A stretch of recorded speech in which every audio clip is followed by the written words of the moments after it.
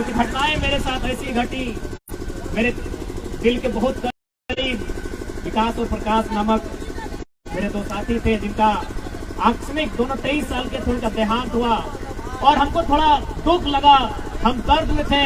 लेकिन आज अपने दर्द को छिपाकर यहाँ इसलिए आए हैं क्योंकि छात्रों का दर्द उससे लाख गुना ज्यादा। एक पल तो लगा कि इस आंदोलन से हम लोग जख्मी, इस घटना के बाद कहीं जख्मी ना हो गए, लेकिन किसी ने ऑटो में दे दो, लेकिन किसी ने ठीक ही कहा है कि घायल शेर की सांसें उसके दहाड़ से भी खतरनाक होती है। और बिल्कुल मुझे तो पूरा विश्वास है, चाहे विधानसभा हो या राजभवन हो, कहीं ना कहीं हमारी एक्टिविटी को वॉच किया जाता है।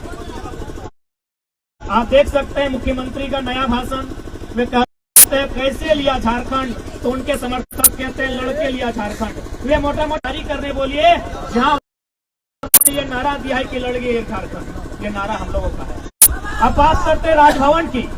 29 तारीख जिस शाम को हम अपने दो साथियों को कांधे पर ले जाकर उन्हें शमशान में दफनाते हैं, उसी समय विधेयक कहीं न कहीं वापस होता है, यानी उन्हें ऐसा लगता है कि शेर जख्मी हुआ है। ये टाइम यानी कहीं न कहीं वे हमारी गतिविधियों को देख रहे हैं। आज गांधी मैदान, गांधी यानी अहिंसा का संदेश, गांधी यानी आंदोलन, गांधी यानी शांति।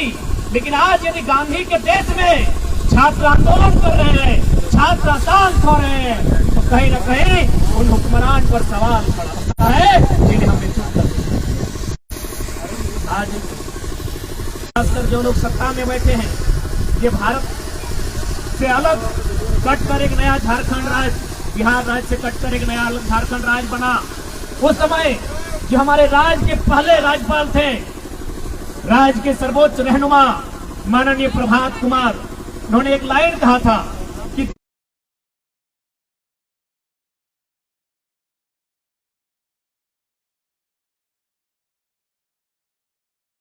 नया झारखंड राज्य लिया था।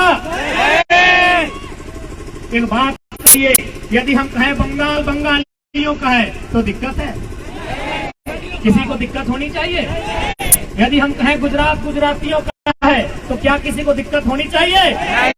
यदि हम कहें महाराष्ट्र मराठियों का है तो दिक्कत होनी चाहिए। तो यदि झारखंड झारखंडियों का है तो इसमें क्या दिक्कत? बिहार किसका है? ये लोग कहते हैं जो झारखंड में पैदा होगा उसे नियोजन में अधिकार रहेगा। नियोजन पॉलिसी में शामिल किया जाए कि जो लोग झारखंड में पैदा हुए हैं। हजारीबाग दुमका उप राजधानी है, रांची राजधानी है, लेकिन हजारीबाग शैक्षणिक राजधानी है। तो शैक्षणिक राजधानी झारखंड की शैक्षणिक राजधानी में उपस्थित नौजवानों, क्या इससे पहले की भी सरकार की बात करते हैं, उनकी जो नीति थी कितना मिलेगा, क्या किसी भी तरह से संवैधानिक और नियमता है? नहीं। कि कोई यहाँ पैदा होगा उसे झारखंडी मान लिया जाए, क्या ये संवैधानिक है? नहीं। यदि ये संवैधानिक है तो कोई तो ट्रेन में पैदा हो जाता है, ट्रेन उसका होना चाहिए।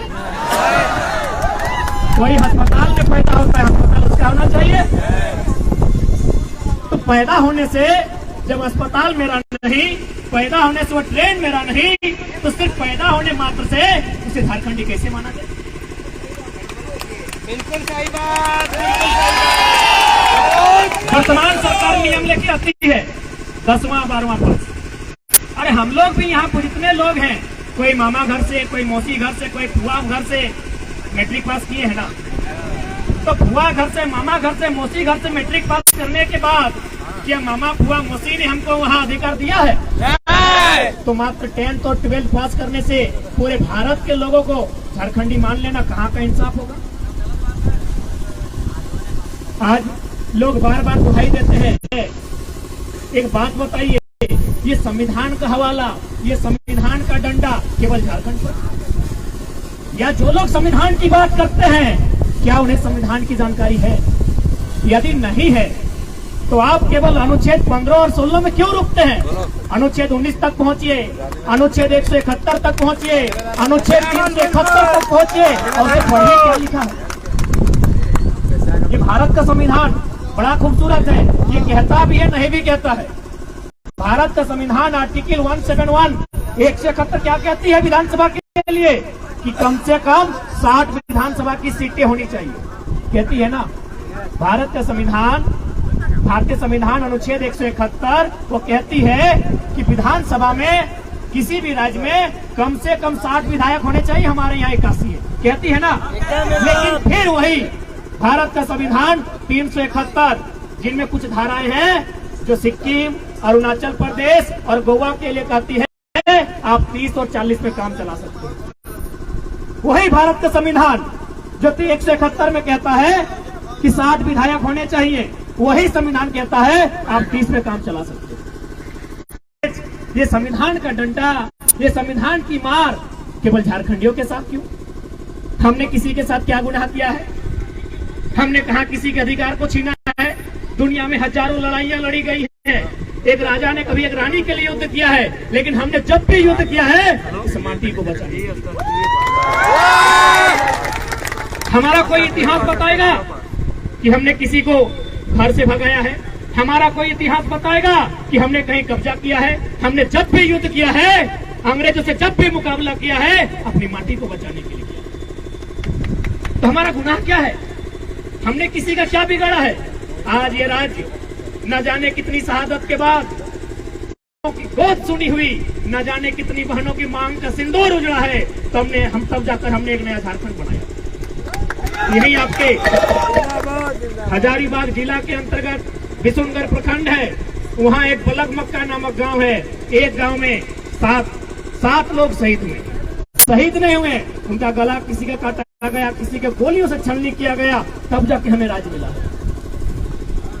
क्या कभी इस दर्द का आभास की परिस्थितियों में ये राज्य लिया है?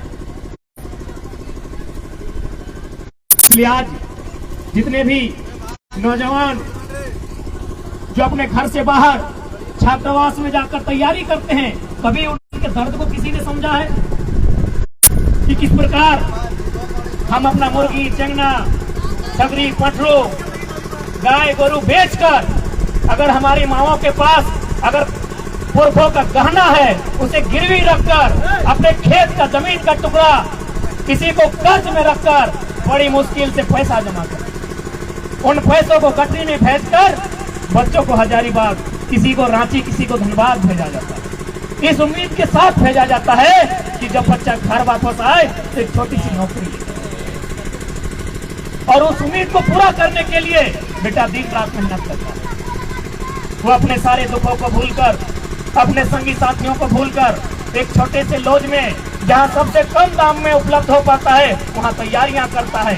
अपने जीवन का 5 साल, 10 साल, कोई तो 15 साल लगा देते हैं। अचानक उसके पास विधानसभा से लिखित चिट्ठी जारी होता है कि आपकी सारी परीक्षाएं रद्द कर दी है।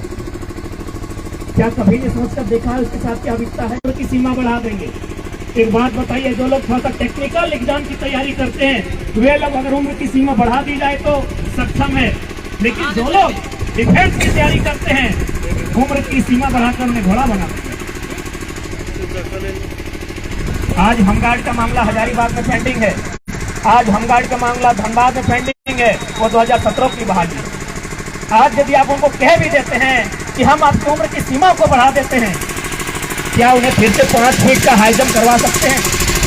क्या उनसे आप 16 फीट का लॉन्ग जंप करवा सकते हैं? क्या उनसे आप 5 मिनट में 1600 मीटर दौड़वा सकते हैं?